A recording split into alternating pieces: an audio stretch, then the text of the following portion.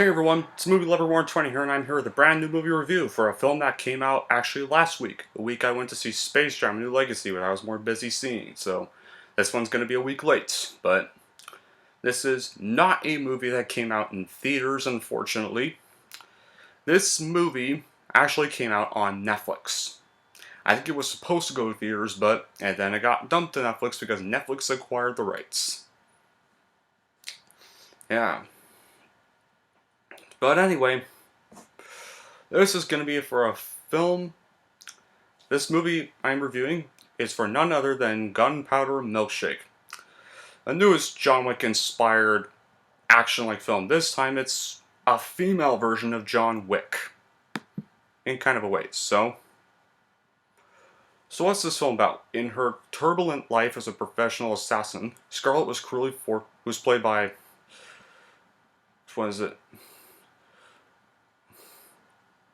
Well, never mind. I forget who she's played by, but is cruelly forced to ban her daughter Sam, who is played by Karen Gillan, and go on the run. Years later, despite the estrangement, Sam has also grown up to a cold-blooded hit woman. After her high-stakes mission spins out of control, putting an innocent 8-year-old girl named Emily, who's played by Chloe Coleman, who was in last year's comedy My Spy. In the middle of a gang war she has unleashed, Sam has no choice but to go rogue. This ultimately leads her back to her mother and her former hit women's sidekicks, who all join forces in an avenging war against those who took everything from them. Yeah, that's pretty much the plot. So, last night I finally watched the movie on Netflix, and I gotta say, compared to what some people say about it, I thought it was decent. It wasn't like a masterpiece by any means, but it was like a decent watch. I mean, it's just a fine little turn off your brain action flick, really. It's one of those action films where you have to turn off your brain in order to enjoy. It's not like John Wick levels of good or Nobody levels of good. It's just a B action film where if you just turn off your brain, you'll probably get a good kick out of it. Or a decent enough kick out of it anyways. But it's a brand new action film on Netflix where an assassin team teamed up with socialists. They take down a crime syndicate while saving a 8-year-old girl, which is not a bad premise. And the biggest part in this movie was its all-female protagonists killing a bunch of men. The acting was very solid for them, even though no one really stood out. They all looked cool, badass, and did well in the action scenes. In fact, this movie kind of like reminded me of like Birds of Prey, except not superhero-ish like. I mean, I think it's about on the same level. How good would it be compared to Birds of Prey? I think this and Birds of Prey are kind of on the same level, to me. I mean, it's not really the same plot. It's more same concept as Birds of Prey, really. Yeah, except just not based off a comic book. The fight choreography wasn't really John Wick level, but it was still plenty fun. One unique action scene was when the assassin character to fight 3 other guys with both their hands paralyzed. That was actually a pretty cool scene, I will admit that. It's very creative and funny. Some of the fights weren't realistic, and an example was the scene where the 8-year-old girl handled the car wheel while the assassin pressed the brake and gas. There was no way an 8-year-old could park a car perfectly. It's like a funny scene, but it's a little bit too exaggerated. I mean, but I think the one thing that seemed to be a bit off-putting was, well, like every bad guy was in this movie, just every bad guy in this film is, well, just a bad guy. And that's it. Really? Every gal movie was just, well, yeah, a good gal.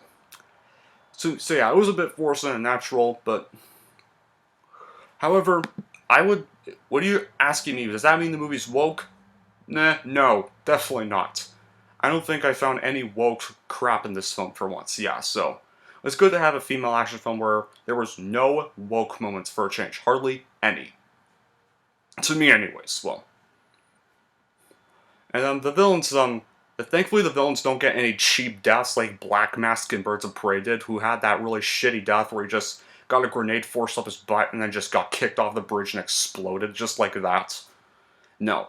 These villains actually do get fight scenes, not like that pitiful one in Birds of Prey. Ugh.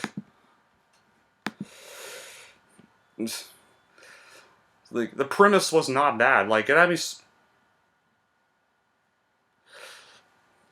I mean, it's like they purposely made it hard to place a time period for the movie through artistic choices like a 1950s diner, late 1990s flip phones, 1980s Walkman, a Porsche, and clearly modern TV in a few shots. Like, the action sequences were still a lot of fun, and it didn't really feel like it was not really genuine. Action choreography, like I said, definitely needed a lot more work. I will say that. And I also really did not like the blood CGI. It was way too obvious. Like, CGI like glass cracks during slow-mo were also painfully bad, and it's not a very well-written film, but there's no next to no story, but it's fun, really. Even though it just kind of borrows literally from other films in them. Oh yeah, and I do like the little friendship Sam and the 8-year-old girl Emily have when, like, not one of them is, like, annoyed with each other. Like, Sam's not annoyed with the girl. Change, I really like that they didn't do that, and I really like that she does what she can to make sure Emily is safe at least, and quickly does take her in, and even, I will admit, she accidentally kind of kills the 8-year-old girl's dad, and even when she realizes it, she actually really feels bad about what she did, and so yeah, I really like I like the chemistry they both had. I thought it was pretty good. I mean, yeah, so it's kind of like the perfect action popcorn flicks film, and don't read really all the negative reviews. They feel way too hard on this movie. I mean, yeah, it's not Oscar-worthy nomination, not really Oscar-worthy, but then again, there's good action films like John Wick, Trilogy. Even those movies aren't really action-worthy. I don't expect those to be not Oscar-worthy. But it doesn't really mean anything anymore because I think the Oscars are just now a joke, so I don't think I really care. Now, you can still tell the cast had a lot of fun. It's a very good cast. I mean, even for the casting choices, like, so many good, like, actresses are supposed to be, like, first, like, I have Karen Gillan, who's Nebula in Guardians of the Galaxy, Lena Headey, you know, from 300 and Game of Thrones, Carla Gugino, you know, one of the Silk Spectres from, I think, Watchmen. Watchmen's in this movie, too, the actress actually did work with Zack Snyder in Watchmen and Sucker Punch. And even Lena Headey worked with Zack Snyder on 300. And you got Angela Bassett is also in this as well, you know, from Black Panther. And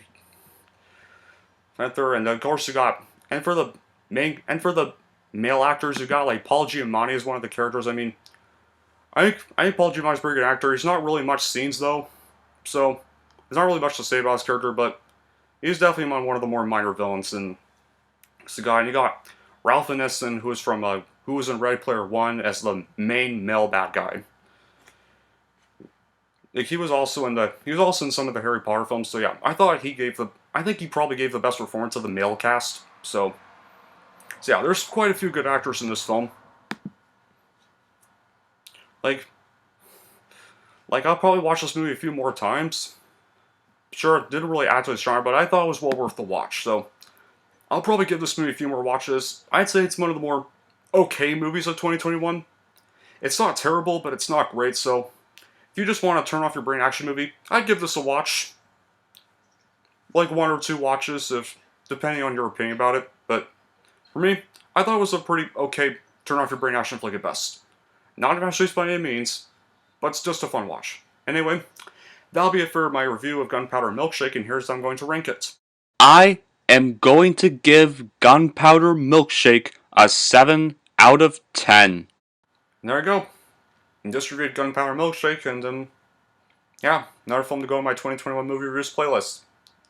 Before I end this, there is something I do plan to do with my channel. I plan to have a Star Wars week of my own, where I review all the movies, the 6 movies of the George Lucas saga. That's right, 6 of them.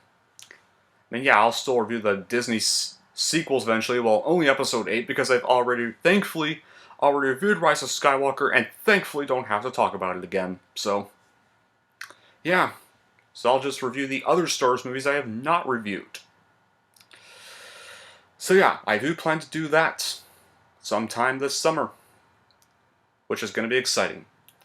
But anyway, that'll be it for this video. Thank you all for watching. If you like this and want to see more, and don't forget to like, subscribe to Movie Lover 120.